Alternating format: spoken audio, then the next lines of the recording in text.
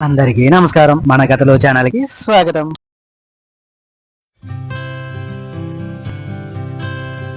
అందరికీ నమస్కారం. Welcome to మన కథలు ఛానల్.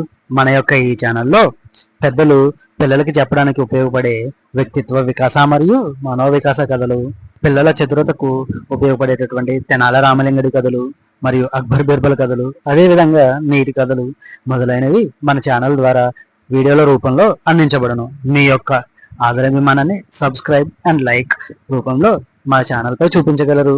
మరి ఇంకెందుకు ఆలస్యం చేయకుండా మనం ఈ రోజు కథలోకి వెళ్ళిపోదామా? Yes, sir. Yes, sir. ఈ రోజు మనం చెప్పుకోబోయే కదా, రాజాస్థానపు మంత్రిగా తెనాలి రామకృష్ణుడి నియామకం.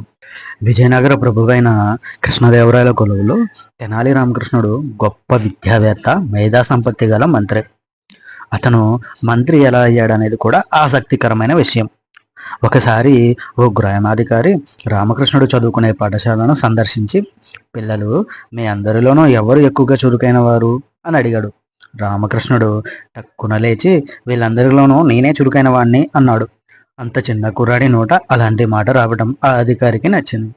నువ్వు చాలా గొప్పవాడివి అవుతావు అన్నాడు రామకృష్ణుడితో. తెనాలి పెరిగి పెద్దవాడవుతూ కళలు, భాష, కవిత, గానం, పురాణ కథలలో ఆరితేరాడు. రాయల కొలువులో మంత్రి అవ్వాలని కలలు కంటూ ఉండేవాడు. ఒకనాడు తెనాలి రాజగురువైన తాతాచార్యుల్ని కలిశాడు. ఆయన, ఎవరు నువ్వు, ఇక్కడికి ఎందుకు వచ్చావు అని అడిగాడు. నా పేరు తెనాలి రామకృష్ణ, నేను రాజుగారి దర్శనం కోసం మీ దగ్గరికి వచ్చాను అని చెప్పాడు. అదేవిధంగా తనకి కవిత్వంలోనూ పురాణాలలోనూ తనకున్న పాండిత్యాన్ని తాతాచార్యుల ముందు ప్రదర్శించాడు తెనాలి. తాతాచార్యులు చాలా తెలివైనవాడు మరియు జిత్తులమారి. సరే, నువ్వు వెళ్ళు, మహారాజుతో నీ గురించి నేను చెప్తాను అన్నాడు. కొంతకాలం గడిచింది. తెనాలికి మహారాజు నుంచి ఎలాంటి కబురు రాలేదు. చాలా విచారించాడు. తానే మహారాజును కలవాలని నిర్ణయించుకున్నాడు. గొప్ప విద్యావంతుడైన మంత్రి నంది తెమ్మనను కలిశాడు తెనాలి. ఆశు కవిత్వంలో తనకున్న ప్రావీణ్యాన్ని ప్రదర్శించాడు. మన పరమానంద భరితుడయ్యాడు. తనకు మహారాజు బహికరించిన విలువైన కాశ్మీరీ శాలువాను తెనాలికిచ్చాడు. మర్నాడు తెనాలి ఆ శాలువాను కప్పుకొని తిన్నగా రాజు దగ్గరికి వెళ్ళాడు. ఆయన ఆశ్చర్యంతో, ఎవరు నువ్వు, ఈ శాలువా నీకెవరిచ్చారు అని అడిగాడు. ప్రభు, తమ తిమ్మన మంత్రి ఈ విలువైన శాలువాను త్యాగం చేసి నాకెందుకు బహుకరించాడో ఊహించండి. నా తెలివితేటలకు, సామర్థ్యానికి ఇదే నిదర్శనం అన్నాడు తెనాలి. ఒక మామూలు వ్యక్తి తనతో అంత ఆత్మవిశ్వాసంతో మాట్లాడడాన్ని రాజు నమ్మలేకపోతున్నాడు.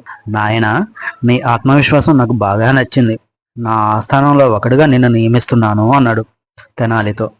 ఆ మాటలకు తెనాలి ఆనంద బాష్పాలతో కృతజ్ఞతలు తెలిపాడు. ఆ విధంగా తెనాలి విజయనగర ప్రభువైన శ్రీకృష్ణదేవరాయల ఆస్థానంలో మంత్రిగా నియమించబడ్డాడు.